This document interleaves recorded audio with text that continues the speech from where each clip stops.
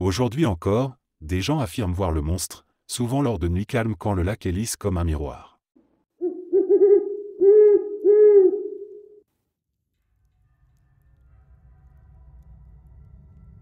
Les nuits d'hiver à Saint-Lambert, lorsque la neige recouvre les routes et que le vent siffle à travers les arbres, le pont des Sœurs devient un lieu d'étrange apparition. Ce petit pont de bois, situé à l'écart du village, est réputé pour être hanté par un train fantôme. Les anciens du coin murmurent que, par les nuits brumeuses, on peut apercevoir une locomotive noire filer à toute vitesse sur des rails invisibles, émettant un sifflement lugubre qui transperce le silence nocturne. La légende prend racine à la fin du XIXe siècle, alors que le chemin de fer était en pleine expansion. À cette époque, un convoi transportant des religieuses partit de Montréal en direction de Québec. Le train, surnommé le Transquébécois, devait traverser de nombreux ponts et tunnels avant d'atteindre sa destination. Cependant, une nuit glaciale, alors que le convoi approchait du petit pont de Saint-Lambert, un tragique accident survint.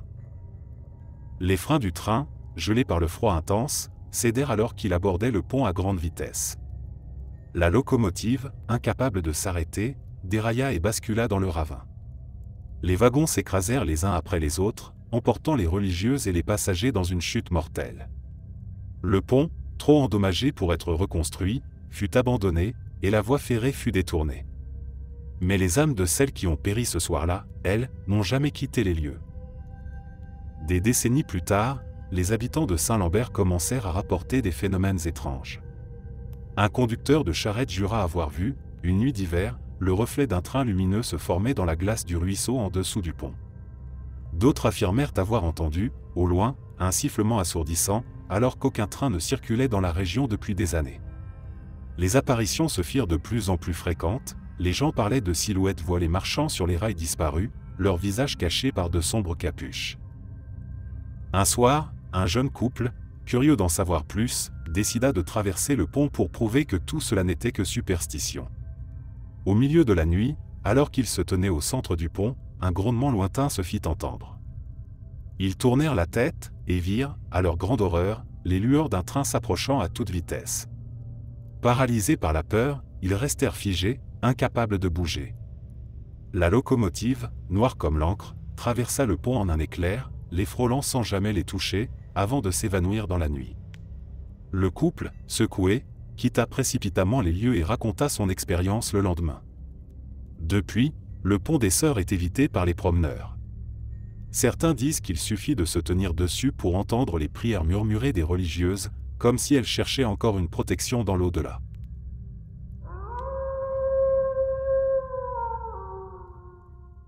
Parmi les nombreuses îles qui composent le parc national des îles de Boucherville, une en particulier est évitée par les habitants locaux. C'est l'île aux fantômes, un endroit dont le nom seul suffit à glacer le sang. Cachée au milieu de la végétation dense, cette petite île est le théâtre de murmures, de bruits de pas dans les feuilles et d'ombres fugaces qui se déplacent à la lueur de la lune. La légende raconte qu'elle est hantée par les esprits d'un massacre qui s'est déroulé il y a des siècles, lorsque la guerre et les trahisons entre colons et autochtones étaient monnaie courante. Selon l'histoire, une tribu autochtone pacifique s'était installée sur cette île pour y vivre en paix, loin des conflits. Mais les colons européens, avides de conquérir toujours plus de terres, les traquèrent jusque-là. Une nuit, alors que les villageois dormaient, un groupe de soldats débarqua silencieusement. Sous les ordres d'un capitaine cruel, ils massacrèrent sans pitié hommes, femmes et enfants. Le sang coula à flots, et les cris déchirants des victimes se mêlèrent au rugissement du vent, portant l'écho de leur agonie à travers les rivières environnantes. Depuis ce jour funeste, l'île ne retrouva jamais la quiétude. Les pêcheurs qui osaient s'approcher des rives à la tombée de la nuit entendaient des chants plaintifs, comme des prières murmurées par les âmes tourmentées. Plusieurs d'entre eux rapportèrent avoir vu des silhouettes fantomatiques près de la berge, leurs formes vacillant entre les arbres. Certains témoins affirmèrent que, lorsqu'ils s'approchaient, les figures disparaissaient subitement, ne laissant que l'écho de leurs pas derrière elles. Un incident particulier marqua les esprits, un groupe de campeurs, ignorant la réputation de l'île, s'y installa pour la nuit. Tout se passa bien jusqu'à minuit, lorsqu'ils furent réveillés par des coups violents contre leur tente. En sortant, ils se retrouvèrent entourés d'ombres translucides, flottant doucement dans l'air. Paralysés par la peur, les campeurs assistèrent à une scène effroyable, les esprits des anciens villageois, rejouant encore et encore la tragédie de cette nuit de massacre, criant, courant, s'effondrant au sol dans une répétition éternelle de leur dernier instant. Les campeurs prirent la fuite à bord de leur canoë, et lorsqu'ils atteignirent le rivage opposé, ils jurèrent de ne plus jamais retourner sur cette île maudite. Aujourd'hui, même si l'île fait partie d'un parc national protégé, les guides locaux refusent de s'y aventurer après le crépuscule. Ceux qui s'y risquent rapportent toujours la même chose, un silence oppressant, un sentiment de malaise croissant, et parfois, de faibles lueurs qui dansent entre les arbres comme des feux follets. Les esprits de l'île aux fantômes, semble-t-il, n'ont jamais trouvé le repos et continueront de hanter ce lieu jusqu'à ce que leur mémoire soit honorée et leur histoire racontée avec respect.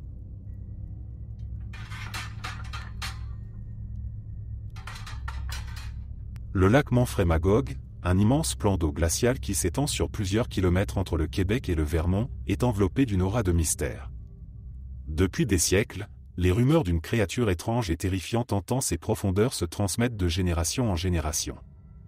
Le monstre, surnommé Manfred, est souvent décrit comme un serpent géant, doté d'un long cou et d'un corps musculeux. Son existence divise les habitants, mythe ou réalité. Chacun a son opinion. Mais pour ceux qui ont prétendu l'avoir vu, il ne fait aucun doute que Manfred est bien réel. L'histoire de Manfred commence il y a plus de 200 ans, lorsque les premières communautés de colons européens s'installèrent autour du lac. Les autochtones de la région racontaient déjà l'existence d'un esprit gardien des eaux, une créature bienveillante qui protégeait le lac et punissait ceux qui y pêchaient sans respect. Les colons, d'abord sceptiques, commencèrent à prêter attention à ces histoires après plusieurs incidents étranges. Des pêcheurs disparaissaient mystérieusement. Des barques étaient retrouvées renversées, parfois même avec les traces de griffures énormes sur leurs coques. Les témoignages se firent de plus en plus nombreux. Un soir, un groupe de fermiers se rassemblait au bord du lac, près du village de Magog. La nuit était sombre, et un brouillard épais flottait à la surface de l'eau. Soudain, un remous géant éclata, brisant le silence de la nuit. Les hommes virent alors une silhouette sombre se dresser au-dessus des vagues, éclairée brièvement par la lumière d'une lampe à huile. C'était une forme longue, ondulante, se mouvant avec une fluidité étrange. Les fermiers restèrent figés, incapables de détourner le regard. Puis, dans un éclat d'eau, la créature disparut à nouveau sous la surface, ne laissant derrière elle que des cercles concentriques qui se perdaient dans le brouillard. Cette vision devint le premier rapport officiel de l'apparition de Manfred. Au fil des années, d'autres récits émergèrent. Un marchand traversant le lac en canot raconta que son embarcation avait failli chavirer lorsqu'une force puissante l'avait soulevé de l'eau. Un autre témoin, un chasseur à l'affût sur la rive, affirma avoir vu une tête serpentine émerger à quelques mètres de lui. Il décrivit une peau écailleuse, noire et luisante, et deux yeux rouges brillants dans la pénombre. Les historiens de la région tentèrent de trouver une explication rationnelle. Peut-être un esturgeon géant, un poisson particulièrement massif, ou même un tronc d'arbre flottant. Mais ces hypothèses ne correspondaient pas aux descriptions des témoins, qui parlaient tous d'un être vivant, se déplaçant avec grâce et rapidité. Certains osèrent même s'aventurer dans les profondeurs du lac, en plongeant avec un équipement de fortune. Mais le froid intense et l'obscurité presque totale les forcèrent à rebrousser chemin.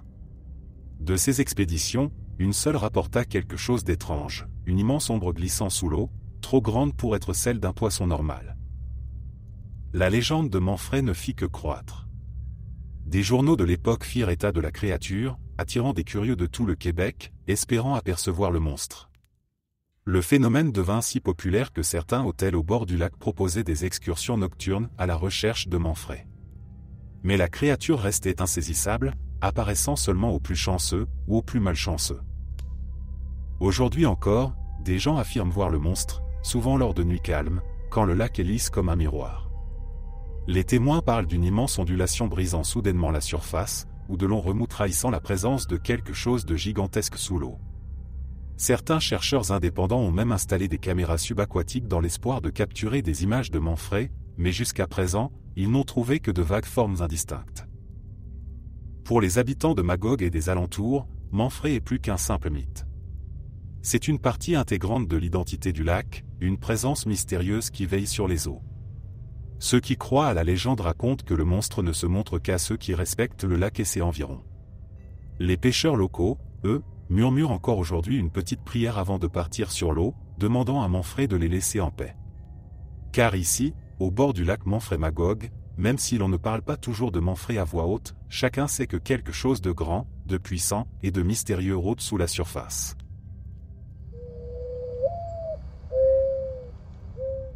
Les lumières du château Frontenac, brillant sur les hauteurs du Vieux-Québec, semblent être là pour guider les visiteurs vers l'histoire fascinante de cet hôtel légendaire. Mais ceux qui y ont séjourné affirment que, dans certaines chambres, au détour des longs couloirs feutrés, une présence mystérieuse se fait parfois sentir. Le fantôme de Louis de Buade de Frontenac, ancien gouverneur de la Nouvelle-France, errait toujours dans les recoins du château, incapable de quitter les lieux où il a vécu et aimé. Louis de Buade, comte de Frontenac, était un homme de pouvoir et de prestige. Arrivé en Nouvelle-France en 1672, il fut nommé gouverneur et prit rapidement les rênes de la colonie avec une poigne de fer. Pourtant, derrière cette façade de commandement, il y avait un homme profondément marqué par la solitude. Sa femme, Marie de Lagrange, qu'il avait épousée avec passion, était restée en France. Elle n'a jamais mis les pieds en Nouvelle-France, laissant Louis seul face aux responsabilités et aux intrigues politiques. Au fil des années, la distance entre les deux époux se fit plus grande, et le gouverneur, en proie à la mélancolie, se réfugia dans ses devoirs, tout en espérant secrètement revoir son amour un jour. À sa mort, en 1698, Louis fit une dernière demande, il souhaitait que son cœur, symbole de son amour éternel, soit ramené en France pour être déposé auprès de sa femme. Mais son vœu ne fut jamais exaucé. Le cœur de Frontenac fut scellé dans une urne et enterré à Québec. On raconte que c'est pour cette raison que son esprit erre encore dans le château Frontenac, lieu construit bien après sa mort, mais sur le même territoire où il a exercé son pouvoir et ressenti cette douleur de l'éloignement. Les premières apparitions du fantôme de Frontenac furent rapportées au début du XXe siècle, peu après l'ouverture de l'hôtel. Une femme de chambre raconta avoir vu un homme en habits anciens se tenant près d'une fenêtre, scrutant l'horizon. Elle pensa d'abord qu'il s'agissait d'un acteur ou d'un client excentrique, mais lorsque la silhouette disparut sous ses yeux, elle comprit qu'il se passait quelque chose d'étrange. D'autres témoignages suivirent, des visiteurs affirmaient entendre des bruits de pas dans des couloirs déserts, sentir une présence glaciale dans certaines chambres, ou encore voir une silhouette fugace dans les miroirs. L'une des histoires les plus célèbres concerne un couple en lune de miel. Ils avaient réservé une chambre dans l'une des plus anciennes ailes du château. La nuit, la jeune femme se réveilla soudain, sentant un regard pesant sur elle. Elle ouvrit les yeux et vit un homme se tenant au pied du lit. Il portait des vêtements d'un autre siècle, une cape longue, une épée au côté et un tricorne. Ses traits étaient tirés, son regard triste. Elle le fixa, incapable de bouger. Puis, dans un murmure à peine audible, il prononça « Marie », avant de disparaître comme une brume emportée par le vent. Terrifiée, elle réveilla son mari, mais celui-ci, pensant à un cauchemar, la rassura. Pourtant, le lendemain, lorsqu'elle mentionna ce qu'elle avait vu à la réception, le personnel lui sourit doucement. Elle n'était pas la première à rencontrer cet étrange visiteur nocturne. D'autres expériences sont plus troublantes. Une famille venue passer Noël au château raconta que la nuit, des coups légers mais insistants retentissaient sur leurs portes. Chaque fois qu'ils ouvraient, personne. Un soir, l'un des enfants, fatigué de ce jeu, laissa la porte entr'ouverte. Alors qu'il s'apprêtait à refermer la porte, une main invisible la retint un instant, avant de la pousser doucement. L'enfant se figea, observant la porte se fermer lentement d'elle-même. Aucun membre de la famille n'osa plus parler de l'incident, mais lorsqu'ils quittèrent l'hôtel, chacun gardait un sentiment de malaise profond. Pourtant, malgré les apparitions effrayantes, ceux qui ont croisé le fantôme de Frontenac affirment qu'il n'est pas malveillant. Il semble plus triste qu'autre chose, un esprit piégé entre deux mondes, incapable de trouver la paix tant que son dernier souhait ne sera pas exaucé. Certains disent que le voir est un signe de chance, car il est l'âme gardienne du château, veillant sur ses occupants. D'autres, plus superstitieux, évitent de séjourner dans les chambres où il est apparu, de peur de croiser son regard vide, empreint de nostalgie. Aujourd'hui, le château Frontenac continue d'attirer des visiteurs du monde entier. Ses légendes, ses fantômes et ses mystères font partie de son charme indéniable. Et, même si les rencontres avec l'esprit de Frontenac sont de plus en plus rares, il suffit de fermer les yeux, d'écouter le vent s'engouffrer dans les couloirs déserts, pour sentir que le passé est encore bien présent. Louis de Buade de Frontenac, malgré les siècles écoulés, reste une présence palpable, une ombre élégante et mélancolique qui erre, cherchant peut-être encore à rejoindre sa bien-aimée Marie.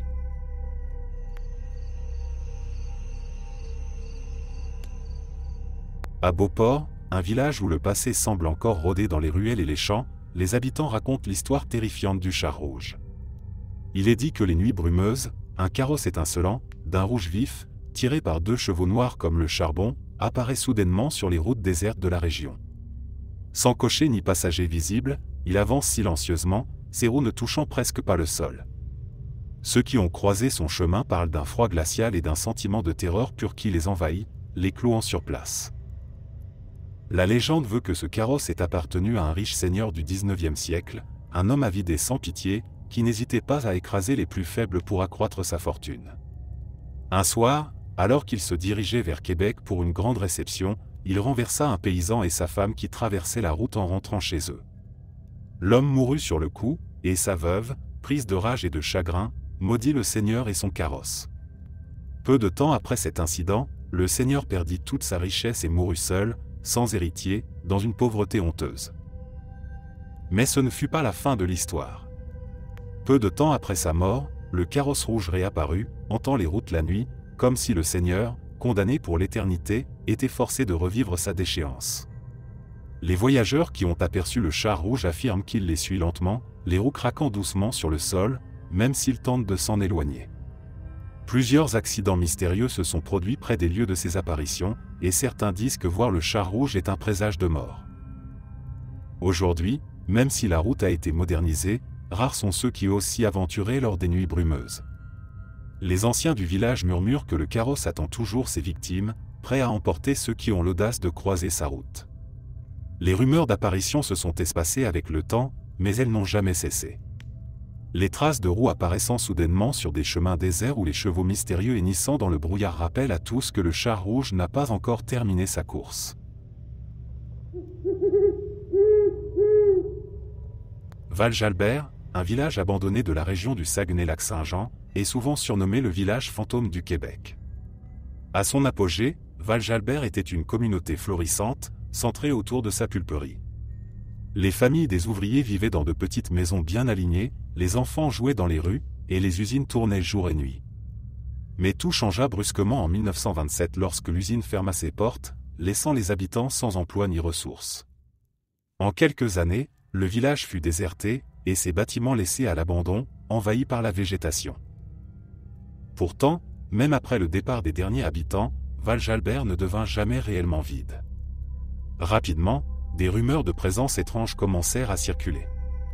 Les rares promeneurs qui s'aventuraient dans les rues vides disaient entendre le bourdonnement des machines fantômes, le cliquetis des roues de l'usine tournant dans le vide, et même, parfois, le rire d'enfants s'élevant des maisons délabrées. Les habitants des villages voisins rapportèrent aussi avoir vu des lumières allumées dans les fenêtres des maisons, bien que personne n'y ait vécu depuis des décennies. Un guide touristique, responsable de montrer les vestiges du village aux visiteurs curieux, eut un jour une expérience qui changea sa vision des choses. Alors qu'il parcourait seul les ruines de la pulperie, il entendit soudainement le bruit de voix derrière lui. Pensant à des visiteurs égarés, il se retourna, mais il n'y avait personne. Soudain, une ombre traversa l'allée déserte, s'évanouissant derrière un vieux mur. En la suivant, il déboucha sur une pièce autrefois utilisée comme salle de repos. Là, assis sur un banc, il aperçut un homme en tenue d'ouvrier, le dos courbé, les mains jointes comme s'il priait. Le guide l'appela, mais l'homme ne bougea pas. Lorsque le guide s'approcha davantage, l'air devint lourd et glacé. Il voulut tendre la main pour toucher l'épaule de l'ouvrier, mais celui-ci se retourna brusquement. Son visage n'était qu'un masque de douleur, ses yeux remplis d'un désespoir insondable. Puis, l'ouvrier se leva, traversa le mur en murmurant quelque chose d'incompréhensible et disparut. Le guide, horrifié, quitta le bâtiment en courant. Depuis ce jour, il refuse d'entrer dans la pulperie seul, affirmant que quelque chose de terriblement triste hante encore ces lieux. D'autres témoignages parlent d'une femme, vêtue d'une robe longue, qui apparaît au bord de la rivière. Elle semble pleurer, sa silhouette se balançant au rythme de l'eau. Lorsqu'on l'interpelle, elle lève les bras et s'efface dans le courant. On dit qu'il s'agit de l'épouse d'un contremaître qui s'est suicidé après la fermeture de l'usine, incapable de supporter la ruine de sa famille. Sa présence est un rappel poignant des vies brisées par la disparition de cette communauté autrefois prospère. Même aujourd'hui, les visiteurs ressentent un mélange de fascination et de malaise en explorant Val-Jalbert. Certains affirment que le village semble reprendre vie la nuit, que l'on peut entendre des conversations fantomatiques, des cliquetis de machines et même des chants s'élever des anciennes bâtisses. Les âmes perdues de Val-Jalbert, arrachées à leur destin par la fermeture soudaine de leur usine, continuent d'errer entre les murs délabrés, prisonnières d'un passé qu'elles ne parviennent pas à abandonner.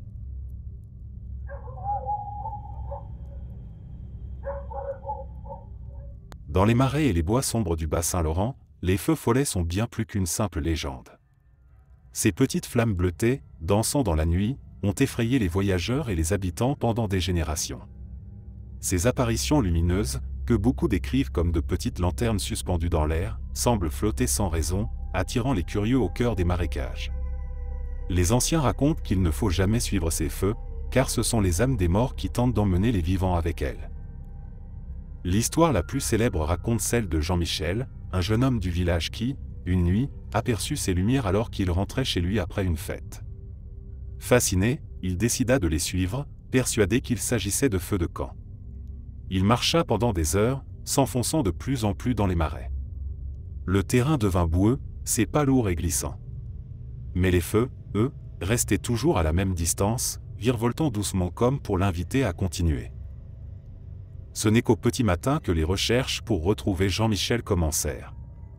Ses parents, ne le voyant pas rentrer, alertèrent les voisins. Une équipe se forma pour le chercher, mais personne ne le trouva. Ce ne fut que 3 jours plus tard que son corps fut découvert, profondément enfoncé dans les marécages, son visage figé dans une expression de terreur. Depuis, les villageois évitent cette partie du bois.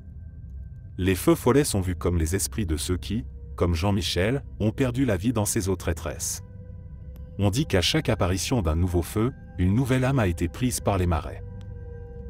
Les habitants les plus superstitieux placent des bougies aux fenêtres pour éloigner les feux follets, croyant que cette lumière pure les empêche de s'approcher. Mais malgré toutes ces précautions, les feux réapparaissent inlassablement, dansant et flottant, rappelant à tous que certaines âmes ne trouveront jamais le repos.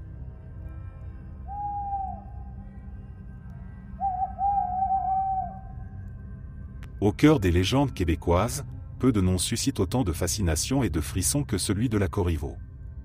Cette femme, autrefois nommée Marie-Joseph Corriveau, fut condamnée à mort en 1763 pour le meurtre de son second mari. Mais au fil des années, son histoire se transforma en une véritable légende macabre.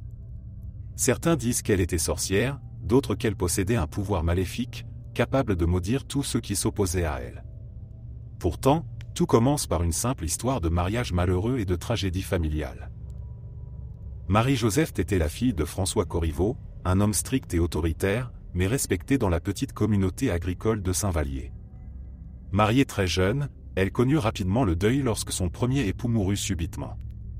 La veuve, alors encore très jeune, se remaria avec Louis Daudier, un homme que beaucoup décrivaient comme viol et irascible. Les disputes étaient fréquentes, les cris perçaient le silence de la campagne chaque nuit, et la situation dégénéra au point que les voisins évitaient la maison des Corriveau, de peur d'être mêlés aux querelles. Un matin d'hiver, on retrouva Louis Daudier mort dans l'étable, le crâne fracassé.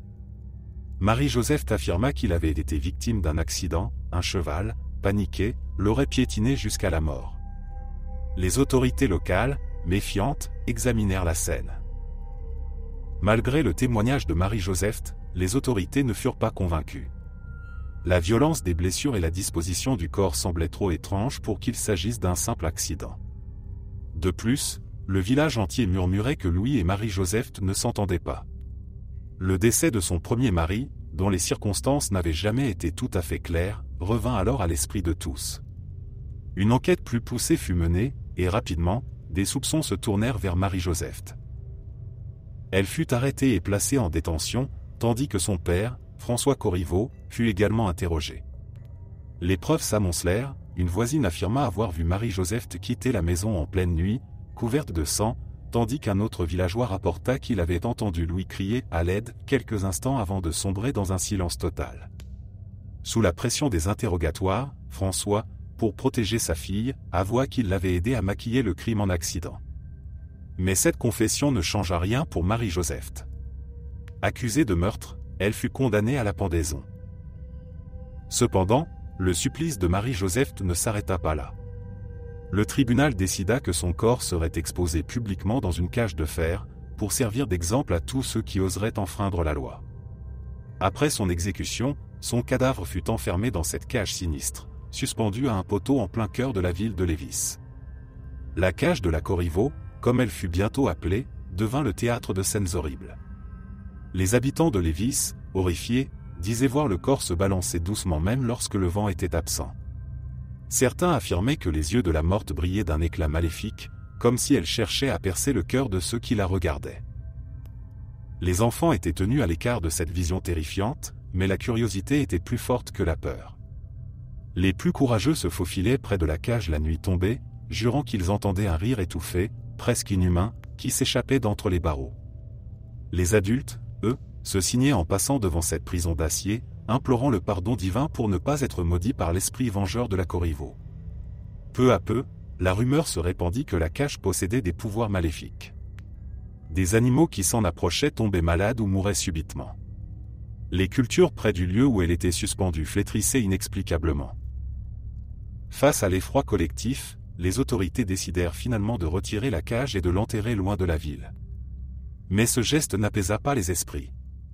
Le lieu d'inhumation de la cage fut gardé secret, et des générations entières grandirent en croyant que l'esprit de la Corriveau hante encore les campagnes de Lévis, cherchant à se venger de l'humiliation subie après sa mort. Au fil des ans, l'histoire de Marie-Joseph se transforma. D'une simple meurtrière, elle devint sorcière dans l'imaginaire collectif. Certains croyaient qu'elle avait utilisé la magie noire pour se débarrasser de ses maris, et que sa cage de fer n'était pas une punition, mais un moyen de contenir ses pouvoirs surnaturels. La légende de la Corriveau s'enrichit de détails macabres. On disait qu'elle sortait de sa tombe la nuit, la cage toujours autour d'elle, traînant ce fardeau de métal comme une bête sauvage. Des témoins affirmaient avoir vu une silhouette encagée marcher le long des chemins de terre, le bruit métallique des barreaux se frottant les uns contre les autres résonnant dans le silence nocturne. D'autres rapportaient que des empreintes profondes, ressemblant à celles de griffes, étaient parfois retrouvées sur le sol, là où personne ne s'était aventuré depuis des jours. On prétendait même que son esprit hantait les couples malheureux, les poussant à la violence et à la folie, comme une manière de reproduire les horreurs qu'elle avait vécues de son vivant. Les chercheurs modernes se sont intéressés à l'histoire de la Corriveau, tentant de démêler le vrai du faux. Des fouilles furent entreprises pour retrouver la fameuse cage. Finalement, en 1851, la cage de fer fut redécouverte par accident, enfouie sous plusieurs mètres de terre. Elle fut extraite et exposée au musée, mais cette redécouverte raviva la peur de la malédiction. Les superstitieux de la région refusèrent de la regarder, affirmant que la simple vision de cet artefact pouvait attirer le mauvais œil. De nos jours, l'histoire de la Corriveau continue de fasciner et de terrifier. Plusieurs livres, pièces de théâtre et films se sont inspirés de son destin tragique. Son nom est murmurant avec crainte lors des veillées autour du feu. Si vous demandez aux habitants de Lévis, certains vous diront encore que, certaines nuits, lorsqu'un orage éclate au-dessus des champs, il est possible de voir la silhouette d'une femme encagée, marchant lentement dans la brume, ses chaînes tintant doucement au rythme de ses pas.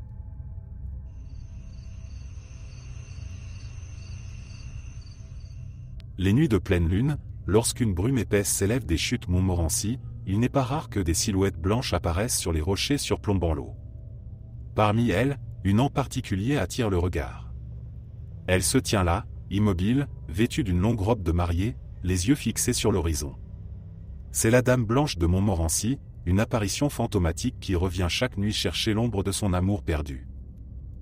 L'histoire de cette femme remonte à la guerre de 7 ans, un conflit sanglant qui opposa les forces françaises et britanniques dans cette région du Canada.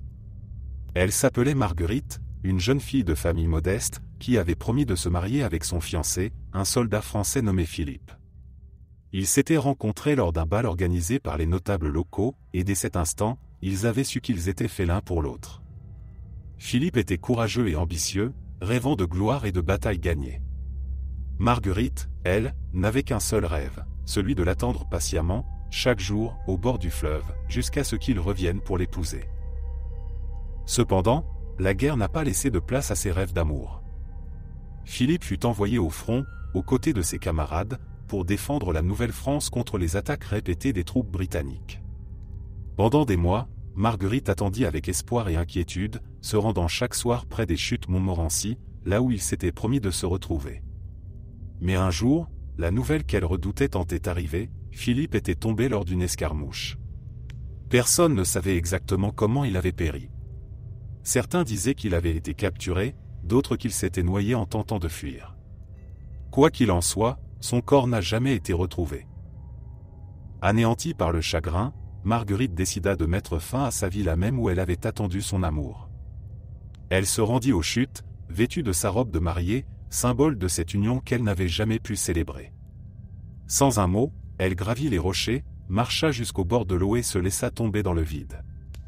Les témoins de la scène racontèrent qu'un cri de désespoir avait résonné à travers le fracas des chutes, et qu'ensuite, plus rien. Marguerite s'était fondue dans les eaux, emportant avec elle son amour brisé et son rêve de mariage. Depuis ce jour, ceux qui s'aventurent près des chutes disent entendre des murmures, comme un appel désespéré.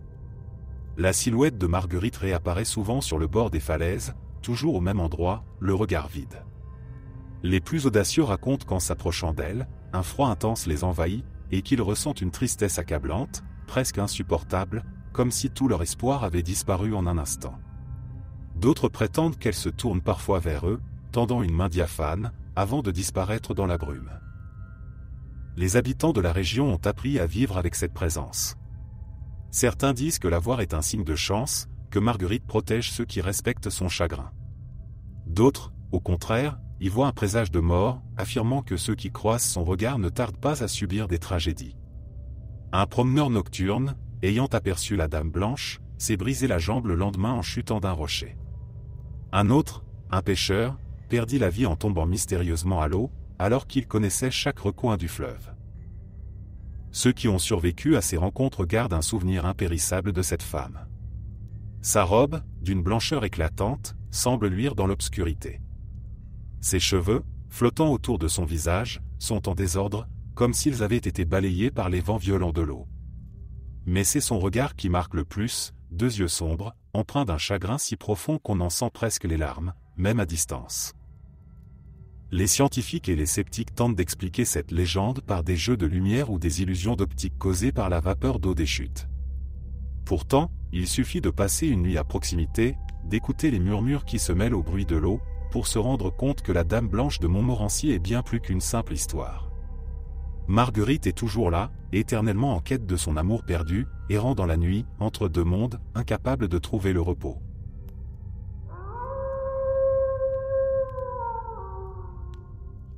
L'Hôtel-Dieu de Montréal, un des plus anciens hôpitaux de la ville, a été le théâtre de nombreuses tragédies au fil des siècles. Des épidémies de choléra, des patients atteints de maladies incurables, des chirurgies sans anesthésie.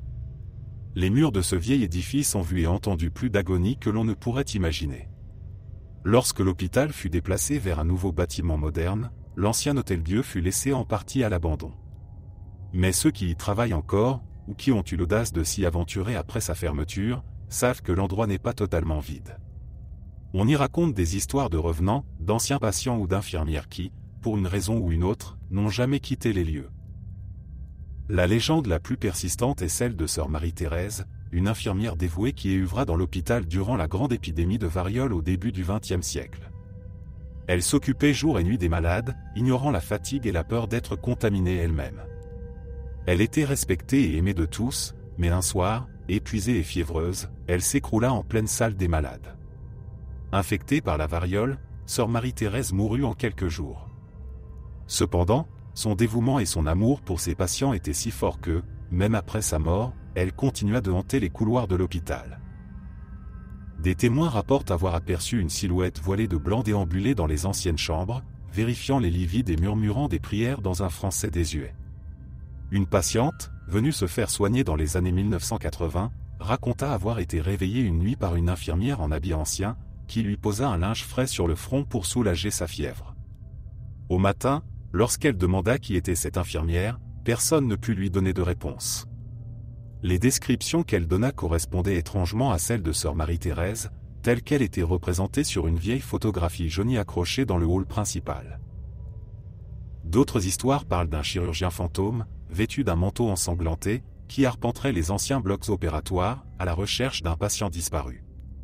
Ceux qui ont travaillé tard la nuit dans le bâtiment ont entendu des bruits de pas résonner dans les couloirs déserts, des portes s'ouvrant et se refermant sans explication, et même des gémissements s'élevant du sous-sol, là où les cas les plus désespérés étaient autrefois traités. Un soir d'hiver, un gardien de nuit, Monsieur Leblanc, se retrouva assigné à surveiller l'ancien Hôtel-Dieu. Il s'agissait d'un travail monotone mais bien payé, et la solitude des lieux ne l'effrayait pas. Après tout, ce n'était qu'un vieil hôpital désaffecté, ou du moins, c'est ce qu'il pensait. Alors qu'il effectuait sa ronde dans les ailes vides, une sensation étrange l'envahit.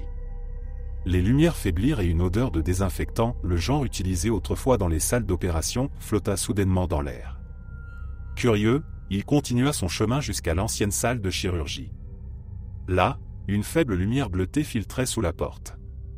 Pensant à une panne ou à une alarme défectueuse, il ouvrit la porte. Ce qu'il vit le laissa sans voix. Une scène surréaliste se déroulait devant lui. Une dizaine de personnes, en habits médicaux d'un autre temps, s'activaient autour d'une table d'opération. Le bruit métallique des scalpels, les murmures des assistants, tout semblait étrangement réel. Le corps étendu sur la table était celui d'un homme d'âge moyen, le visage tordu de douleur malgré l'absence d'anesthésie. Leblanc sentit son cœur battre la chamade. Il referma les yeux un instant, espérant que la vision disparaisse, mais lorsqu'il les rouvrit, la scène était toujours là. Le chirurgien, le visage couvert d'un masque blanc taché de sang, leva les yeux vers lui. Ses yeux, deux orbites creuses, le fixèrent avec une intensité glaciale. Leblanc hurla et recula précipitamment, refermant la porte d'un coup sec. Le gardien prit ses jambes à son cou, dévalant les escaliers et se ruant vers la sortie. Lorsqu'il expliqua la scène à ses supérieurs, on lui recommanda de prendre quelques jours de repos. Ce bâtiment joue des tours à l'esprit, lui dit-on, et puis, ce n'est qu'une vieille histoire de fantôme. Pourtant, l'histoire de Monsieur Leblanc ne fut pas la seule. Plusieurs autres gardiens, après lui, rapportèrent avoir vu des scènes similaires, des opérations surréalistes dans des salles abandonnées, des infirmières fantomatiques distribuant des médicaments imaginaires à des patients invisibles, ou encore des silhouettes d'enfants se tenant silencieusement dans les couloirs, leurs visages cachés par l'ombre. Les employés du service de nettoyage racontent également qu'il arrive que des portes, pourtant verrouillées, s'ouvrent brusquement lors de leur passage. Une femme de ménage affirme avoir trouvé, un matin, une salle entièrement propre, le sol brillant, alors qu'elle savait ne l'avoir nettoyée que la veille. Mais ce n'était pas la salle qui l'effrayait le plus. C'étaient les empreintes de pas laissées par une paire de chaussures anciennes, menant directement à une vieille armoire de pharmacie, fermée depuis des décennies. Elle n'osa jamais l'ouvrir. Même les visiteurs, rares, se sentent mal à l'aise dans l'ancien Hôtel-Dieu. Un couple, amateur d'urbex, exploration urbaine, y entra un soir pour prendre des photos. En passant devant une vieille chambre de patient, la femme entendit un soupir profond. Elle pensa d'abord que c'était le vent soufflant à travers les fenêtres brisées, mais lorsqu'elle s'approcha, elle vit clairement une silhouette immobile, assise au bord du lit, regardant fixement le mur. Le couple s'enfuit sans demander son reste et ne retourna jamais dans cette partie de la ville. Aujourd'hui, l'ancien Hôtel-Dieu est considéré comme l'un des lieux les plus hantés de Montréal. Bien que la plupart des accès aient été condamnés, quelques curieux continuent d'y pénétrer, attirés par le frisson du paranormal. Mais beaucoup en ressortent changés, hantés par des visions d'un autre temps, par des bruits et des murmures qui les poursuivent jusque dans leurs rêves. Car les revenants de l'Hôtel-Dieu ne sont pas des spectres ordinaires. Ils sont les fragments d'un passé tragique, des âmes qui revivent inlassablement leurs souffrances, piégées dans un cycle éternel de douleur et de soins qui n'arrivent jamais à leur terme.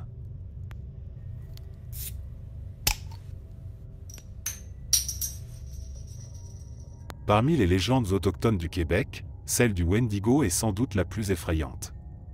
Ce monstre, issu des mythes des Algonquins, est décrit comme une créature mi-humaine, mi-bête, avec un corps émacié, des membres décharnés, et une peau pâle tendue sur des os pointus.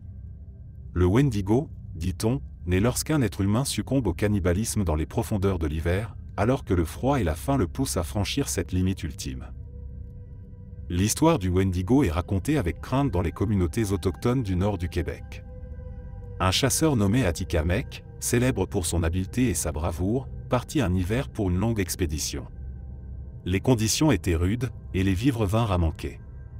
Après des jours sans nourriture, affamé et désespéré, Atikamekw fut retrouvé par d'autres chasseurs. Mais ce n'était plus l'homme qu'il connaissait. Ses yeux étaient devenus rouges, et un air sauvage s'était emparé de son visage. Il parlait dans une langue inconnue, incapable de reconnaître ses propres amis. Les chasseurs le ramenèrent au village, mais les aînés savaient déjà ce qui s'était passé. Atikamekw avait goûté à la chair humaine. Lors d'une tempête, il s'était attaqué à son propre frère, le tuant et le dévorant pour survivre. Une fois cette frontière franchie, il avait laissé entrer le Wendigo en lui. Ses traits se transformaient déjà, sa silhouette devenait déformée, et il ne ressentait plus ni le froid ni la fatigue. Ce n'était plus Atikamekw, mais le Wendigo qui se tenait devant eux. Les aînés décidèrent de bannir la créature, l'envoyant au plus profond des bois. On entendit ses cris de rage et de faim pendant des nuits entières, résonnant à travers les montagnes enneigées. Aujourd'hui, on dit que le Wendigo erre toujours dans les forêts du Québec, à la recherche de nouvelles victimes pour apaiser sa faim insatiable. Les chasseurs et les trappeurs, même les plus aguerris, refusent de s'aventurer seuls dans ces bois par crainte de croiser cette bête affamée, autrefois un homme, maintenant un démon maudit par sa propre folie. Les anciens conseillent de ne jamais évoquer son nom, car l'appeler, même par curiosité, pourrait suffire à attirer son attention. Le Wendigo est un rappel sinistre des conséquences du désespoir, de l'isolement et de l'oubli des valeurs humaines. Car une fois que l'on devient Wendigo, il n'y a plus de retour en arrière.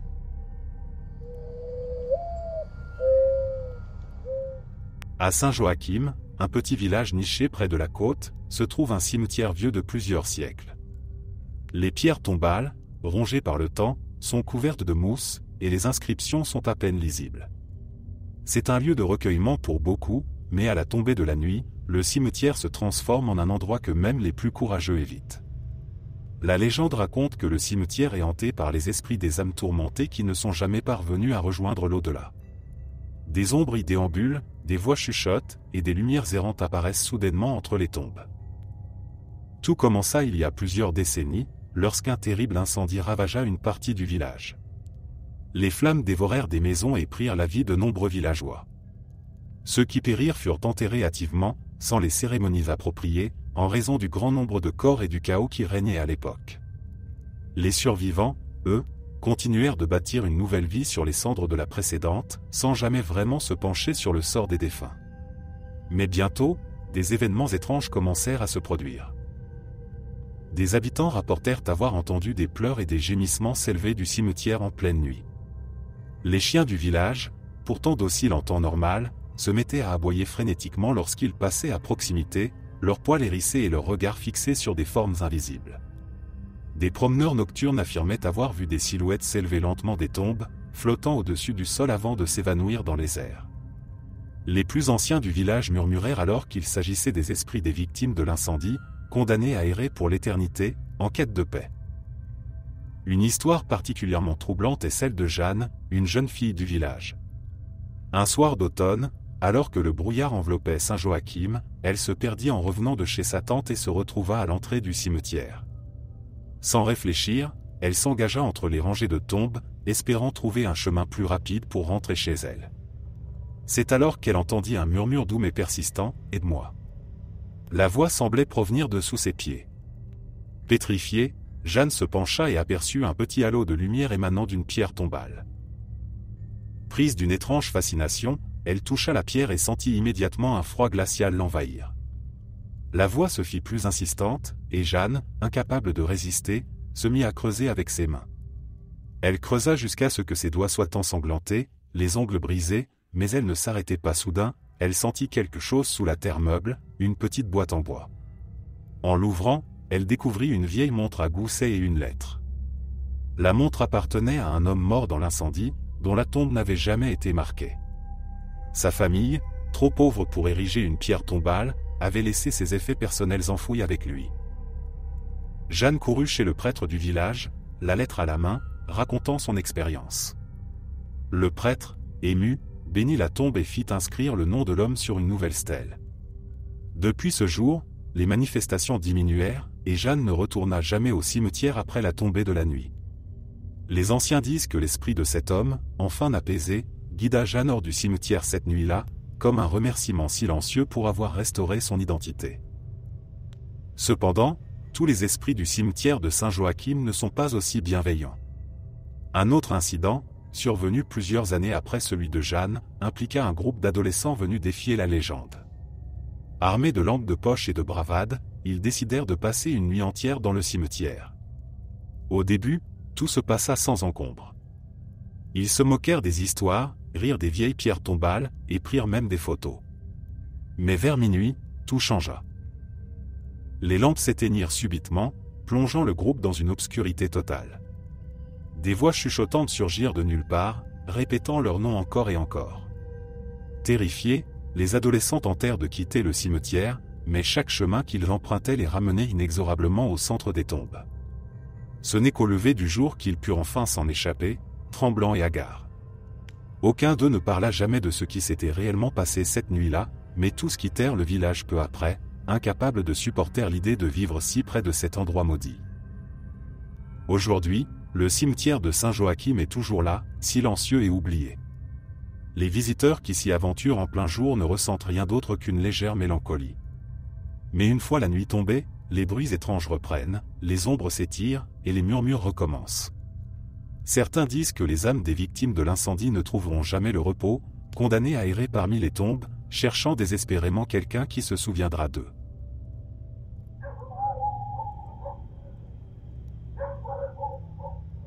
L'île d'Orléans est un lieu de beauté, de calme et de tradition rurale. Mais derrière cette façade paisible se cache une histoire effrayante, celle du diable lui-même, qui, dit-on, aurait visité l'île plusieurs fois. La première apparition remonte au début du XVIIIe siècle, lorsque des habitants rapportèrent la présence d'un homme mystérieux, vêtu d'un habit noir, qui errait de maison en maison, offrant des services en échange d'âmes. Les récits disent que cet étranger avait un regard perçant, capable de voir au plus profond de l'âme des gens. Il offrait des promesses de richesse et de succès à ceux qui osaient passer un pacte avec lui. La rumeur se propagea rapidement, et une nuit, un fermier courageux décida de l'affronter. Il invita l'étranger dans sa demeure, bien décidé à lui demander de partir. Mais lorsqu'il se retrouva face à face avec lui, le fermier sentit ses mots se bloquer dans sa gorge. L'homme en noir, un sourire sinistre aux lèvres, posa une main sur son épaule, et soudain, le fermier ressentit un froid mordant, comme si la mort elle-même s'était invitée dans sa maison. Le fermier, paralysé par la peur, murmura une prière et le diable, déçu de ne pouvoir conclure un pacte, s'évapora dans une fumée noire. Le lendemain, le fermier raconta son expérience aux villageois, mais nombreux étaient ceux qui restaient sceptiques. Pourtant, les mois qui suivirent furent marqués par une série d'événements étranges. Les vaches se mirent à produire du lait noir, les récoltes dépérirent sans raison apparente, et plusieurs habitants tombèrent gravement malades. Convaincu que ces malheurs étaient liés à la présence de cet être maléfique, le village se réunit pour discuter de la marche à suivre. On fit venir un prêtre de Québec, réputé pour ses talents d'exorciste, afin de bénir l'île et chasser le démon. Lors de son arrivée, le prêtre sentit immédiatement la lourdeur pesante qui régnait sur l'île. Il se rendit au sommet d'une petite colline, surplombant les maisons et les champs, et planta une croix de bois. Au moment où il commença à réciter des prières de purification, un vent violent s'éleva soudainement, emportant son chapeau et les feuilles mortes. Les habitants, rassemblés autour de lui, virent alors apparaître, au loin, la silhouette sombre de l'homme en noir. Il se tenait là, immobile, les observant avec des yeux flamboyants de rage. D'un geste, le prêtre aspergea d'eau bénite le sol autour de la croix. L'homme poussa un hurlement déchirant qui fit trembler la terre sous leurs pieds. Puis, dans un tourbillon de fumée et de feu, il disparut, laissant derrière lui une odeur de soufre. Le prêtre déclara que l'île était désormais libérée, mais il avertit les habitants de rester vigilants. Le diable ne quitte jamais vraiment un lieu qu'il a marqué de sa présence, dit-il en serrant son crucifix. Les années passèrent, et la vie reprit peu à peu son cours normal. Pourtant, quelques vieillards murmurent encore que, certaines nuits d'été, lorsque le vent souffle du nord et que les étoiles semblent s'éteindre une à une, l'homme en noir réapparaît. Il se promènerait dans les ruelles de l'île, se penchant aux fenêtres des maisons, cherchant une nouvelle victime prête à accepter son marché. Les animaux s'agitent, les chiens hurlent, et les enfants pleurent sans raison. Les plus braves ferment les volets et prient en silence, espérant que cette fois, le démon passera son chemin. Les contes relatent aussi qu'il aurait réussi à conclure quelques pactes, malgré tout. Les familles qui, d'un coup, devinrent prospères sans explication ou les hommes qui, autrefois malades et faibles, retrouvèrent soudain une santé éclatante, tous ces phénomènes alimentent les spéculations. Certains pensent que le prix de ces pactes est bien plus élevé que quiconque pourrait l'imaginer. Car après quelques années de prospérité, ces familles se retrouvent inévitablement frappées par de terribles tragédies, incendies inexpliqués, disparitions mystérieuses ou maladies incurables. Ces malheurs sont perçus comme la marque du diable, venu réclamer ce qui lui est dû. Même aujourd'hui, les guides touristiques de l'île d'Orléans évitent de mentionner cette légende lorsqu'ils accompagnent les visiteurs. Mais si vous leur demandez discrètement, en dehors des sentiers battus, ils vous parleront peut-être de ces nuits où le diable en personne parcourait l'île, marquant à jamais ses terres et ses habitants.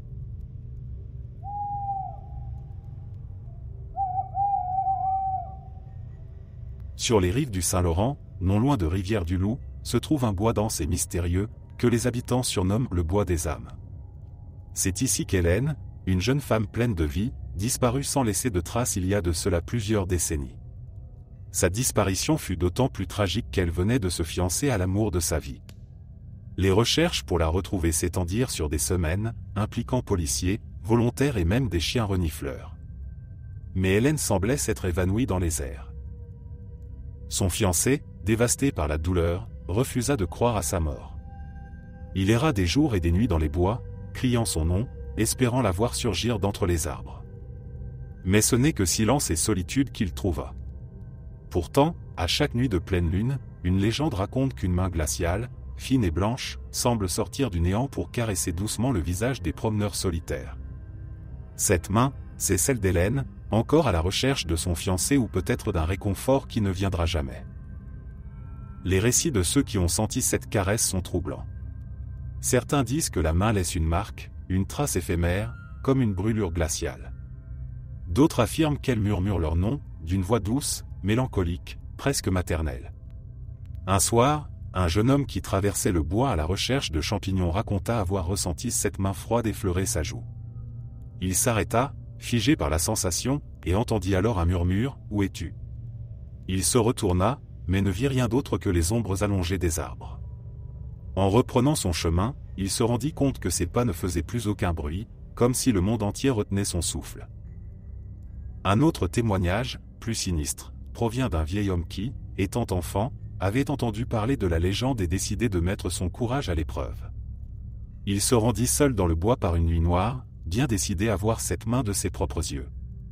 Mais ce qu'il vit cette nuit-là le hante encore, la main apparut, effectivement, mais au lieu de le caresser doucement, elle se referma violemment sur son poignet. L'homme tenta de se débattre, sentant ses os se serrer sous la pression. Juste avant de perdre connaissance, il entendit un cri lointain, perçant et désespéré. Lorsqu'il reprit ses esprits, il était allongé à la lisière du bois, la peau de son poignet marquée par 5 empreintes pâles qui ne disparurent jamais. Aujourd'hui, les promeneurs qui osent s'aventurer dans ces bois la nuit savent qu'ils ne sont pas seuls. Ils marchent en silence, leur cœur battant à tout rompre, guettant cette caresse fantomatique. Ceux qui croisent la main d'Hélène murmurent une prière pour elle, espérant que, quelque part, elle trouvera enfin le repos. Mais tant que son esprit errera dans ce bois, la main continuera de chercher, toujours à la recherche de celui qui lui a été arraché.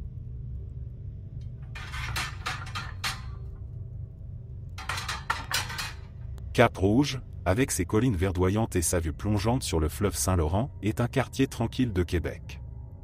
Mais la tranquillité apparente de ce lieu cache une légende bien sombre. On raconte qu'un ouvrier, mort tragiquement lors de la construction de la voie ferrée au XIXe siècle, hante encore la zone où il a perdu la vie, incapable de quitter le chantier inachevé de son destin. L'histoire se déroule en 1874, alors que des centaines d'ouvriers travaillaient d'arrache-pied à la construction d'un pont ferroviaire au-dessus du fleuve. Parmi eux se trouvait Pierre, un jeune homme originaire d'un petit village voisin, engagé pour sa force et son endurance. Pierre avait une fiancée, Élise, qu'il devait épouser dès la fin du chantier. Chaque jour, il travaillait avec acharnement, pensant à la maison qu'il construirait pour eux, à leur vie future ensemble. Mais un jour, un terrible accident survint. Un câble, mal fixé, se rompit brusquement, précipitant Pierre dans le vide. Son corps tomba lourdement sur les rails en contrebas, tué sur le coup. Le chantier fut interrompu, les ouvriers se signèrent et une plaque commémorative fut érigée en mémoire de Pierre. Mais peu après, d'étranges événements se produisirent. Les ouvriers restants commencèrent à entendre des bruits de pas sur le chantier déserté, des grincements de métal et même des coups de marteau retentissant dans le vide. À chaque fois qu'ils se retournaient, personne n'était là. Certains jurèrent avoir vu, au loin, la silhouette d'un homme marchant le long des rails, une lanterne à la main, comme s'il cherchait quelque chose ou quelqu'un. D'autres affirmaient avoir aperçu Pierre, ou du moins ce qu'il en restait, errant près du pont, son visage couvert de sang et son regard vide fixé sur eux. Ces manifestations devinrent si fréquentes que les ouvriers, terrifiés, refusèrent de travailler la nuit. Un contremaître, sceptique, décida de faire une ronde nocturne pour prouver qu'il ne s'agissait que d'hallucinations collectives. Mais cette nuit-là, il ne revint jamais. On retrouva son corps le lendemain, à l'endroit exact où Pierre était tombé. Son visage était tordu par la peur, les yeux grands ouverts, et ses mains agrippant désespérément une barre de métal. Le médecin légiste ne put conclure à aucune cause de décès, et l'affaire fut classée comme mort inexpliquée. La construction du pont fut suspendue durant plusieurs mois. Lorsque les travaux reprirent enfin, ils se firent exclusivement de jour, sous l'étroite surveillance de prêtres venus bénir le site. Pourtant, la présence du fantôme de Pierre se fit toujours sentir. Les lampes s'éteignaient soudainement, les outils disparaissaient pour réapparaître à des endroits impossibles, et des murmures lointains résonnaient encore à la tombée de la nuit. Les ouvriers disaient que Pierre cherchait à finir le travail qu'il n'avait jamais pu accomplir de son vivant, hanté par la promesse non tenue de retrouver sa fiancée. Un soir, un ancien ouvrier du chantier, devenu chef de gare, décida de s'aventurer sur le pont avec une lanterne, pour tenter de parler à l'esprit de son vieil ami. Il se tenait au bord du précipice, l'endroit exact où Pierre était tombé, et murmura « Pierre, c'est moi, François. Tu te souviens? Repose-toi, c'est fini. Tu n'as plus besoin de travailler. » Alors qu'il se retournait, prêt à partir, il sentit une présence derrière lui. La lanterne s'éteignit, et dans l'obscurité totale, il vit le visage de Pierre, pâle et lumineux, se former lentement. « Je dois finir. Je dois. » Elle attend, murmura-t-il d'une voix brisée. François tomba à genoux, incapable de parler. Pierre, ou ce qu'il était devenu, s'éloigna lentement le long des rails, disparaissant peu à peu dans le brouillard du fleuve. Le lendemain, François quitta Cap-Rouge et ne revint jamais. Mais avant de partir, il confia à un collègue qu'il avait vu Pierre porter une lanterne faite d'os, illuminée d'une lumière étrange qui ne semblait pas appartenir à ce monde. Le collègue, bouleversé, transmit cette histoire aux autres, et la légende de Pierre, le fantôme du pont de Cap-Rouge, s'enracina définitivement dans la mémoire collective. Depuis, chaque année, à l'anniversaire de sa mort, les habitants de Cap-Rouge affirment voir une faible lueur errer sur les anciennes voies abandonnées, parcourant lentement le pont dans un mouvement répétitif, toujours au même endroit. Ceux qui s'aventurent près des rails disent entendre un bruit de métal contre métal, comme un outil frappant une surface invisible. Personne ne sait vraiment ce que Pierre cherche, mais certains murmurent qu'il est encore à la recherche de la promesse de son mariage, piégé entre deux mondes, incapable de comprendre qu'il ne pourra jamais retrouver celle qu'il a perdue. Les familles de Cap-Rouge, par respect pour son âme tourmentée, déposent parfois des fleurs ou des lanternes au pied du pont. Mais malgré leurs efforts, l'esprit de Pierre reste indomptable. Et lorsque le vent souffle fort sur le fleuve et que la brume s'épaissit, il n'est pas rare d'apercevoir, juste au détour d'un sentier, la silhouette d'un homme courbé, avançant lentement sur les anciens rails, une lanterne à la main, ses yeux fixés sur l'horizon, et sur un avenir qu'il ne pourra jamais atteindre.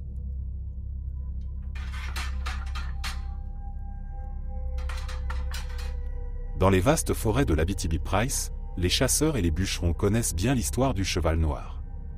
Ce mystérieux étalon, apparu pour la première fois au début du XXe siècle, est décrit comme un animal immense, à la robe noire luisante, avec des yeux d'un rouge incandescent. Ce n'est pas un cheval ordinaire, on dit qu'il est capable de disparaître en un clin d'œil, de se fondre dans l'obscurité et de réapparaître là où on s'y attend le moins. Les légendes locales affirment qu'il est le messager des enfers, venu chercher les âmes des imprudents qui osent s'aventurer trop loin dans les bois. L'histoire la plus célèbre est celle de Michel, un bûcheron robuste et téméraire, réputé pour sa force et son courage. Un jour, alors qu'il travaillait seul au fond de la forêt, il sentit une présence étrange. Michel, les sens en alerte, tourna la tête dans toutes les directions, cherchant à identifier la source de son malaise. C'est alors qu'il le vit, un grand cheval noir, presque irréel, se tenait entre deux arbres massifs. Sa robe semblait absorber toute la lumière alentour, et ses yeux, d'un rouge ardent, fixaient intensément Michel, comme s'ils sondaient son âme. Le bûcheron sentit son cœur battre plus fort, mais il refusa de laisser la peur le submerger. Après tout, ce n'était qu'un cheval, se dit-il. Mais au moment où il fit un pas vers l'animal, celui-ci disparut sans un bruit, comme s'il s'était évaporé dans l'air. Troublé, Michel retourna à sa cabane et raconta l'épisode à ses collègues. « C'est le cheval noir, Michel, lui dit un ancien, le visage grave. Si tu l'as vu, c'est qu'il est venu te chercher. Prends garde à toi, ne le suis jamais, quoi qu'il arrive. » Michel rit de bon cœur, attribuant les propos du vieil homme à des superstitions sans fondement. Mais le soir venu, alors qu'il s'apprêtait à s'endormir, il entendit un hennissement lugubre au loin. Curieux, Michel sortit de sa cabane. La lune, ronde et pleine, éclairait la forêt d'une lueur spectrale. À la lisière des arbres, il aperçut de nouveau le cheval noir. L'animal ne bougeait pas, ses yeux rouges fixés sur lui. Comme hypnotisé, Michel fit quelques pas en direction de la créature. À chaque mouvement qu'il faisait, le cheval reculait doucement, toujours à la même distance, l'entraînant plus profondément dans la forêt. Michel, incapable de s'arrêter, marchait comme dans un rêve, attiré irrésistiblement par la présence de l'animal. Il marcha ainsi pendant ce qui lui parut une éternité, traversant ruisseaux et sentiers sans jamais se fatiguer. La forêt autour de lui semblait se resserrer, les ombres se faisant plus denses, et une étrange brume s'élevant du sol. Ce n'est que lorsqu'il atteignit une clairière, baignée par une lumière irréelle, qu'il réalisa l'ampleur de son erreur. Le cheval noir se tenait au centre de la clairière, ses naseaux fumant dans l'air glacial. Il gratta le sol de son sabot, et Michel sentit un frisson parcourir tout son corps. « Retourne chez toi, Michel » murmura une voix dans sa tête. Ce n'était pas la sienne, ni celle d'un autre humain. C'était la voix du cheval. « Retourne chez toi, ou suis-moi dans l'obscurité. » Terrifié, Michel comprit qu'il n'était plus maître de ses pas. Il tenta de reculer, mais ses pieds refusaient de bouger. Le cheval s'avança lentement vers lui, ses yeux rouges brillant de plus en plus intensément. Michel, désespéré, ferma les yeux et murmura une prière. Lorsqu'il les rouvrit, le cheval avait disparu. Il se retrouva seul, au milieu de la clairière silencieuse, entouré de brume. Pris de panique, Michel courut dans la direction opposée, cherchant désespérément le chemin du retour. Il courut jusqu'à ce que ses jambes cèdent sous lui, jusqu'à ce que ses poumons le brûlent. Finalement, à l'aube, il s'effondra devant la cabane de ses collègues, à bout de souffle. Ses compagnons, inquiets de son absence prolongée, se précipitèrent pour l'aider. Michel, le visage livide, les supplia de ne jamais parler de ce qu'il avait vu. Après cette nuit, il changea du tout au tout. Il n'évoquait plus jamais le cheval noir, évitait les discussions sur la créature et refusait de s'aventurer seul dans la forêt. Quelques semaines plus tard, il quitta son travail de bûcheron et disparut du village, emportant avec lui son secret et la terreur qui l'habitait. Personne ne le revit jamais. Certains disent qu'il partit vers le sud, espérant échapper à l'emprise de l'esprit de la forêt. D'autres prétendent qu'il a suivi le cheval noir, répondant à l'appel sinistre qui hantait encore ses rêves. Depuis, le cheval noir continue d'apparaître à ceux qui osent s'égarer dans les bois de l'Abitibi-Price. Les chasseurs le voient parfois se glisser silencieusement entre les arbres, ses sabots ne laissant aucune trace. Il attire les âmes perdues, les aventuriers trop curieux, les âmes tourmentées, leur promettant quelque chose que personne ne saurait définir, avant de les entraîner vers un destin tragique. Le cheval noir n'est pas un simple animal. Il est la personnification de l'obscurité, de la folie et du désespoir qui guettent chaque homme au fond des bois.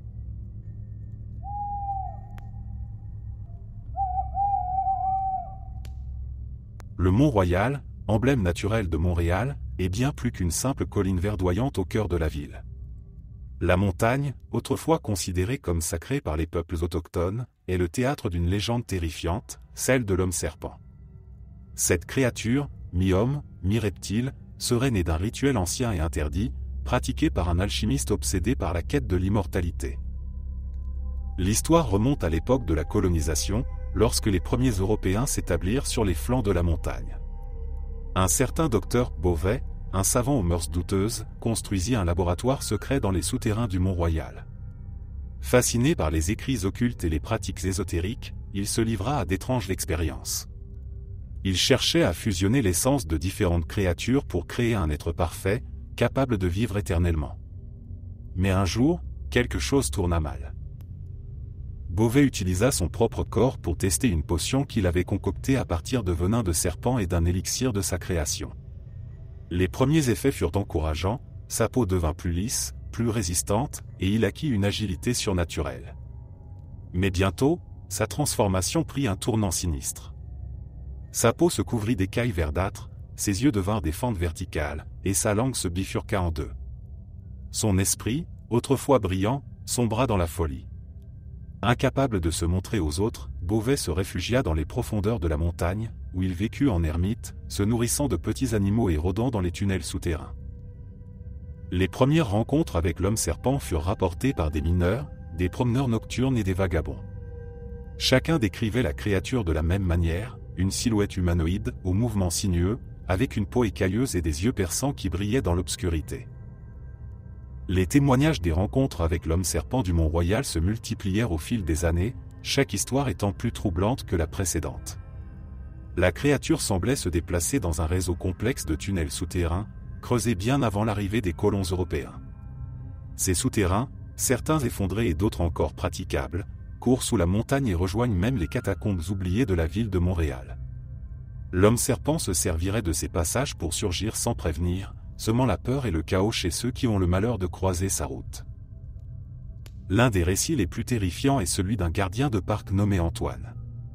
Un soir d'été, alors qu'il patrouillait près des ruines du Fort Smith, il entendit un bruit de glissement, comme si quelque chose de lourd rampait sur le sol humide.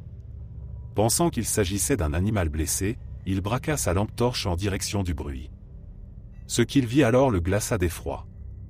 Une silhouette reptilienne, haute de presque 2 mètres, se tenait là, ses écailles miroitant sous la lumière. L'être avait des bras et des jambes comme un humain, mais sa posture et sa tête étaient celles d'un serpent.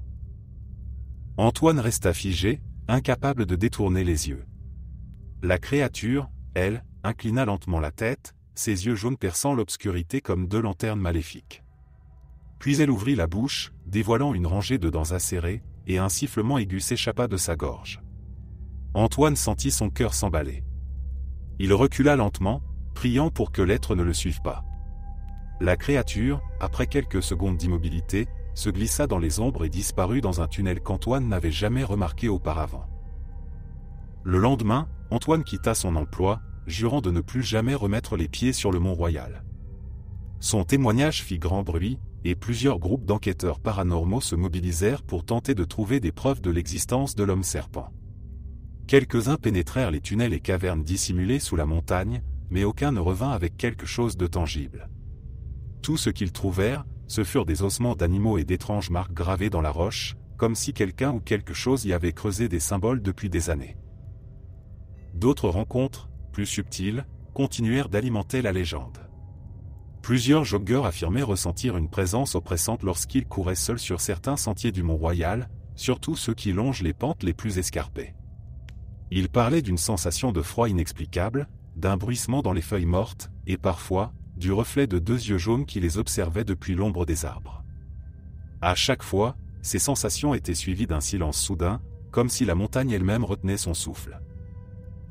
Un témoignage particulièrement troublant est celui de Claire, une étudiante en biologie qui, intriguée par les récits d'Antoine et d'autres, décida de mener ses propres recherches sur la faune et la flore du Mont-Royal.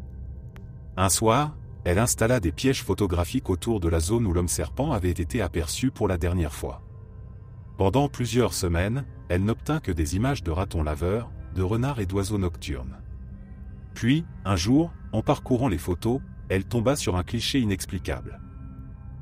L'image montrait une forme indistincte, mais il était clair qu'il ne s'agissait d'aucun animal connu. La créature, debout sur 2 pattes, semblait fixer directement l'objectif, comme consciente de la présence de la caméra. Ses yeux, 2 points de lumière, brillaient d'une manière qui n'avait rien d'animal. Claire, prise de panique, cessa immédiatement ses recherches et effaça toutes les photos. Lorsqu'on lui demanda pourquoi, elle répondit simplement, « Ce n'est pas une créature normale. Ce qu'il y a là-bas, ce n'est pas un animal. C'est quelque chose d'ancien, de dangereux. Et je refuse d'en savoir plus. » La légende de l'homme-serpent devint alors un sujet tabou parmi les étudiants et les chercheurs du Mont-Royal. Le département d'histoire naturelle de l'université décida de ne plus autoriser les explorations dans les grottes et tunnels de la montagne, déclarant qu'ils étaient instables et trop dangereux. Mais tout le monde savait que cette décision n'était qu'un prétexte pour éloigner les curieux des mystères qui se terraient sous leurs pieds. De nos jours, le Mont-Royal est toujours un lieu de promenade et de loisirs pour les Montréalais et les touristes. Mais, parfois, les soirs d'automne, lorsque le vent se lève et que la lune éclaire faiblement les sentiers sinueux, il est possible de sentir cette présence tapie dans l'ombre. Ceux qui l'aperçoivent parlent d'un frisson soudain, d'une odeur âcre de terre et de pourriture, et de cette sensation étrange d'être observé par quelque chose de plus grand, de plus ancien, et de bien plus dangereux que n'importe quel prédateur. L'homme-serpent du Mont-Royal, disent les légendes, continue de rôder dans les souterrains, à la recherche de nouvelles âmes curieuses à attirer dans ses profondeurs. Peut-être cherche-t-il encore un moyen de redevenir humain, ou peut-être que sa faim pour la chair et la peur est devenue insatiable. Quoi qu'il en soit, la montagne garde ses secrets, et rares sont ceux qui osent les défier. Car l'homme-serpent est là, quelque part, caché dans les recoins sombres du Mont-Royal, et il n'aime pas qu'on s'aventure sur son territoire.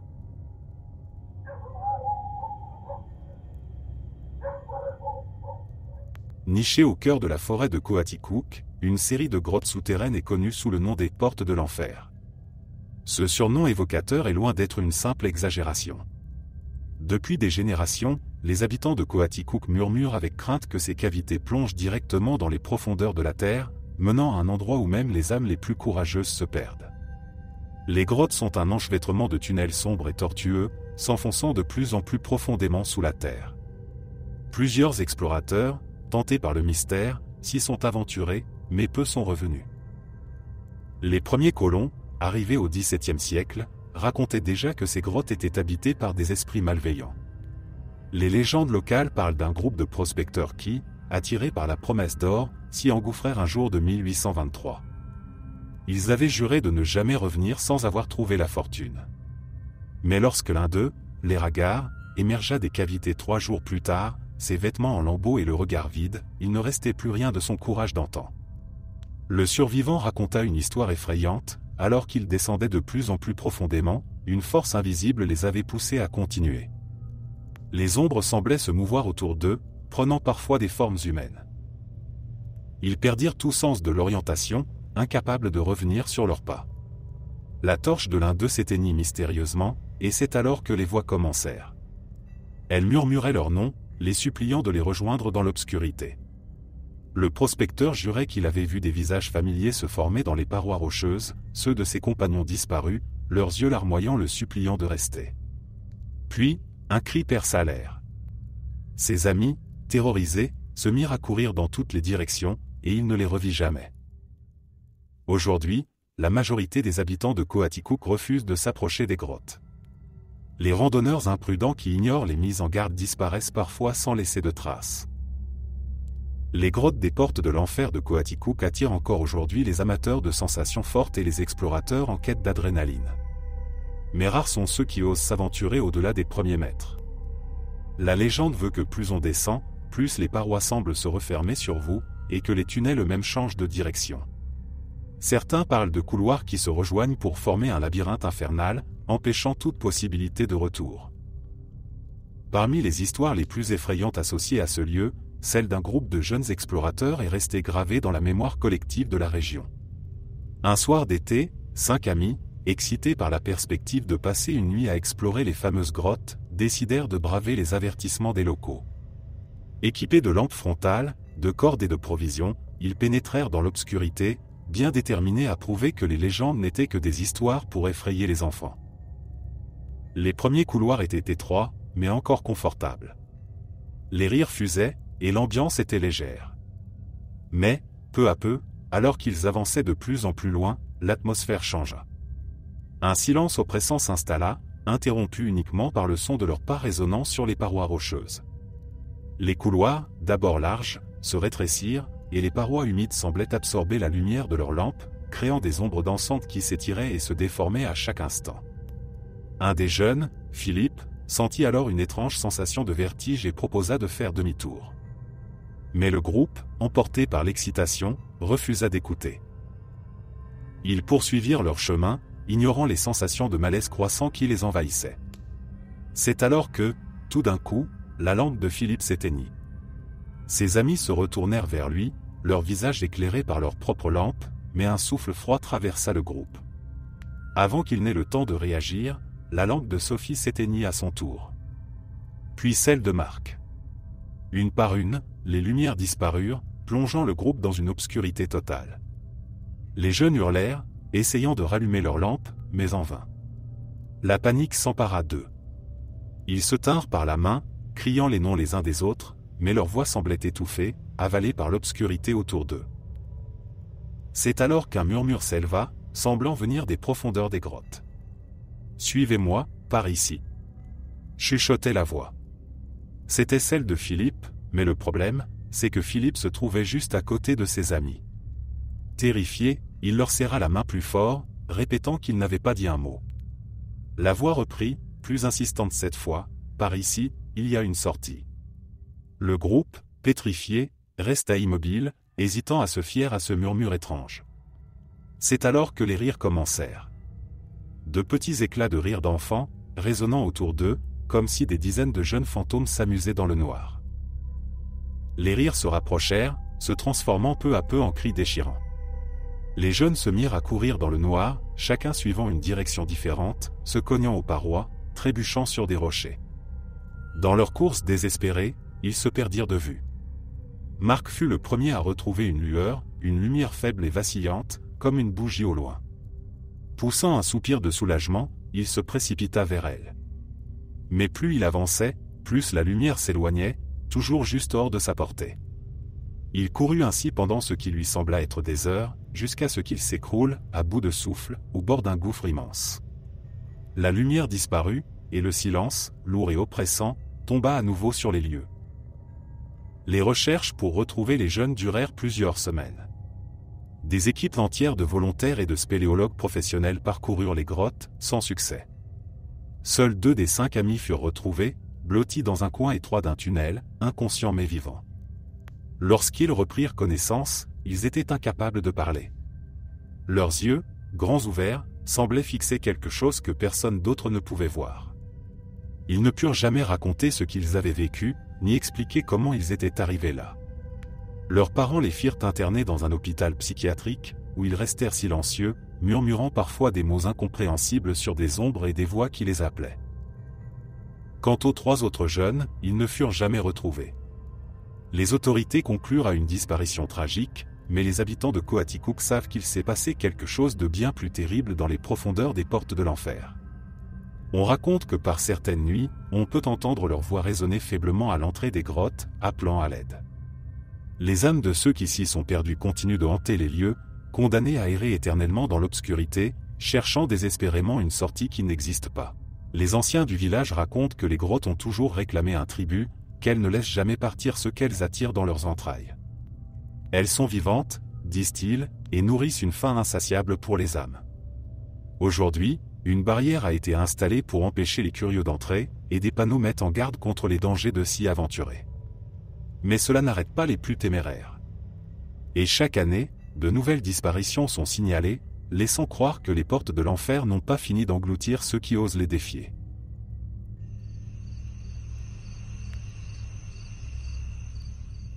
Perché sur une colline surplombant Saint-Hyacinthe, l'ancien asile psychiatrique se dresse comme un rappel sinistre d'une époque où les malades mentaux étaient souvent traités de manière inhumaine.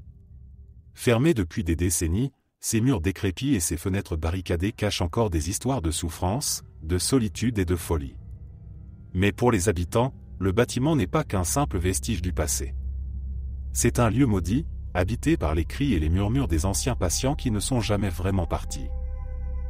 L'histoire de l'asile commence en 1883, lorsqu'il fut construit pour accueillir les patients jugés trop dangereux pour être laissés en liberté.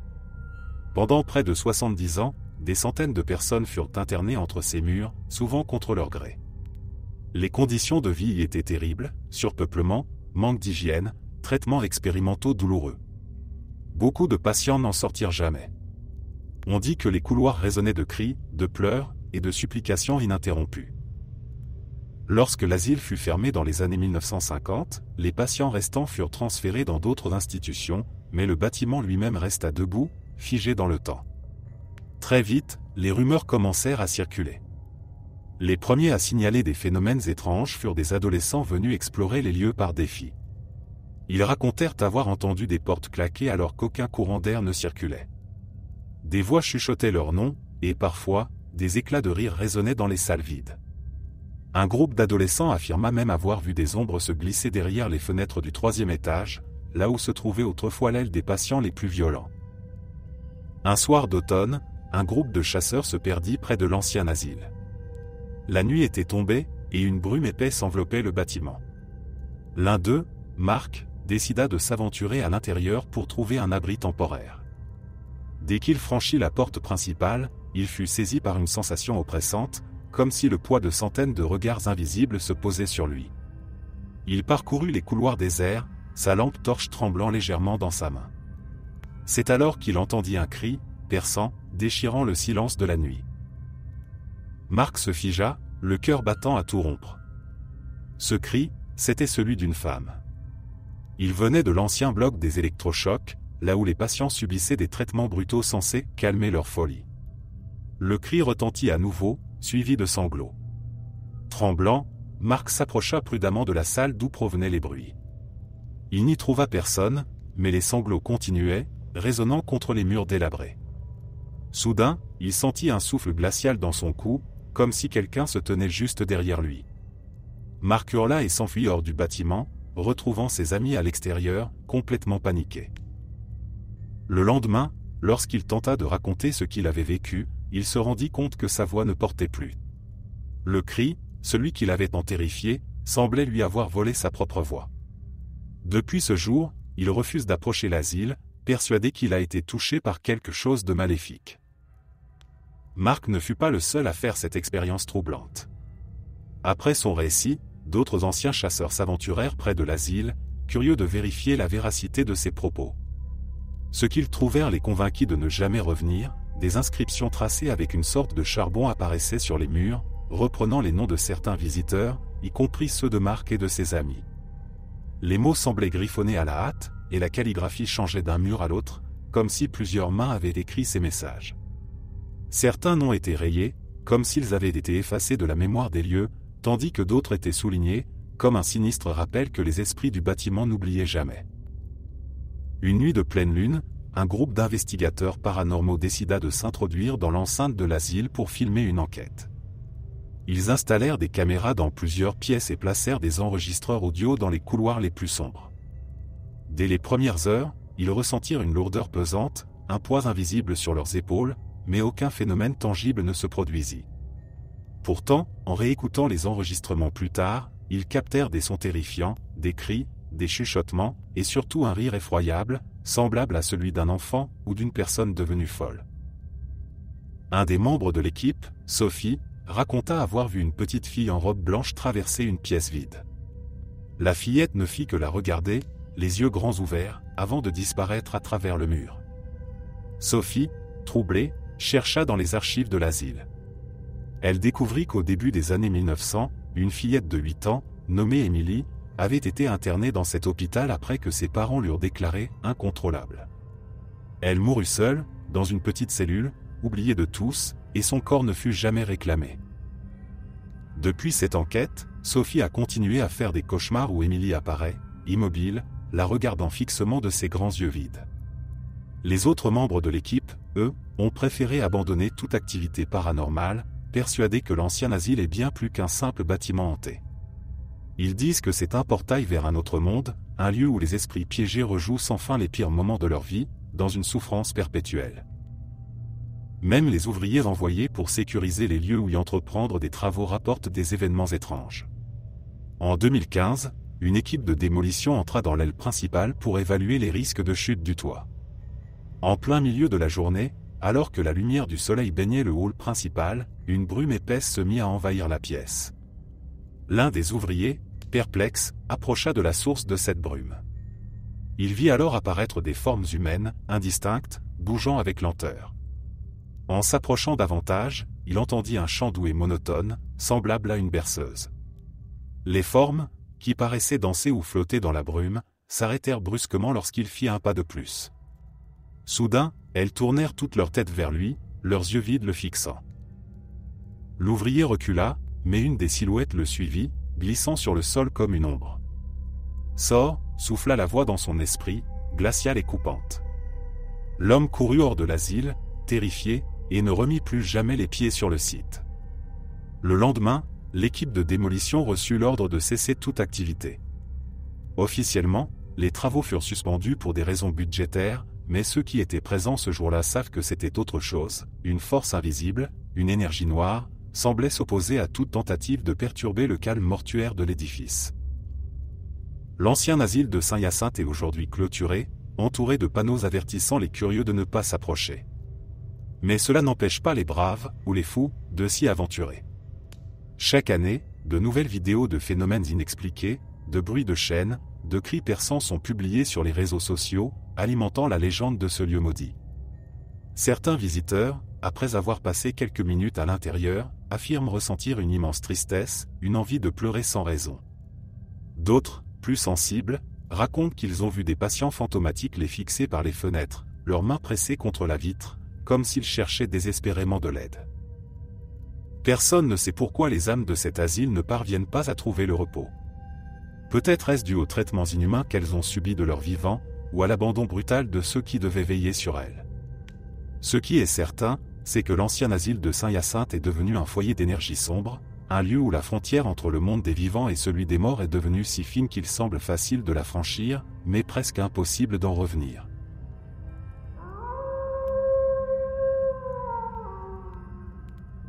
Le cimetière de Rimouski, un lieu calme et paisible durant le jour, se transforme en un endroit mystérieux et inquiétant une fois la nuit tombée.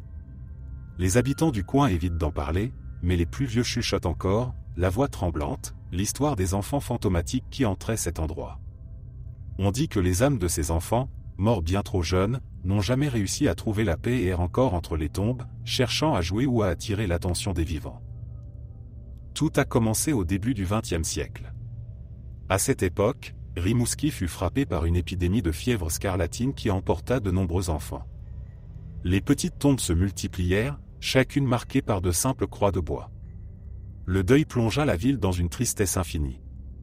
Les parents, dévastés, vinrent chaque jour déposer des jouets, des fleurs et des friandises sur les petites tombes, espérant apporter un peu de réconfort à leurs chers disparus. Mais très vite, des événements étranges commencèrent à se produire.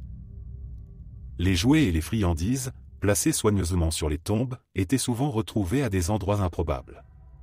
Les peluches, pourtant posées avec soin, se retrouvaient accrochées aux branches d'un arbre voisin ou carrément sur une autre tombe.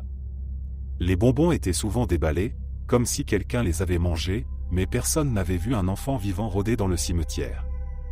La rumeur se répandit que les esprits des enfants morts lors de l'épidémie continuaient de jouer, de se courir après entre les tombes, incapables de réaliser qu'ils n'étaient plus de ce monde. Une nuit d'hiver, le vieux gardien du cimetière, Pierre, fut réveillé par des rires étouffés. Pensant à des enfants du village venus faire des farces, il sortit de sa petite cabane, sa lampe à huile à la main, et se dirigea vers les tombes. Plus il avançait, plus les rires se faisaient clairs, mais il n'y avait personne. Soudain, il aperçut de petites empreintes dans la neige, fraîches et légères. Elles semblaient appartenir à un groupe d'enfants, mais ce qui le troubla, c'était leur provenance, les empreintes démarraient directement des tombes elles-mêmes. Pierre suivit les traces, le cœur battant la chamade. Elles l'emmenèrent jusqu'à un vieux chêne, au fond du cimetière. Là, il vit une scène qui le marqua à jamais, 5 enfants, translucides, vêtus de vêtements d'époque, dansaient autour de l'arbre, leur rire cristallin se mêlant au silence de la nuit. Leurs visages souriants n'avaient rien de terrifiant, mais une tristesse poignante se dégageait d'eux. Pierre s'avança prudemment, mais lorsqu'il tendit la main pour toucher l'un des enfants, tout disparut. La neige s'était effacée là où ils avaient dansé, comme soufflée par un vent invisible. Le lendemain, Pierre raconta son expérience à un prêtre de la ville, qui accepta de bénir les tombes des enfants. Mais les manifestations ne cessèrent pas pour autant. En fait, elle devint même plus fréquente. Des promeneurs diurnes affirmèrent avoir entendu des chuchotements doux, semblables à ceux des enfants qui jouent à cache-cache. D'autres, plus audacieux, qui osèrent se rendre au cimetière la nuit, rapportèrent avoir vu de petites silhouettes courir entre les pierres tombales. Un couple jura même qu'un enfant les avait suivis jusqu'à leur voiture, sa petite main frappant doucement contre la vitre, avant de s'évanouir dans l'air glacial.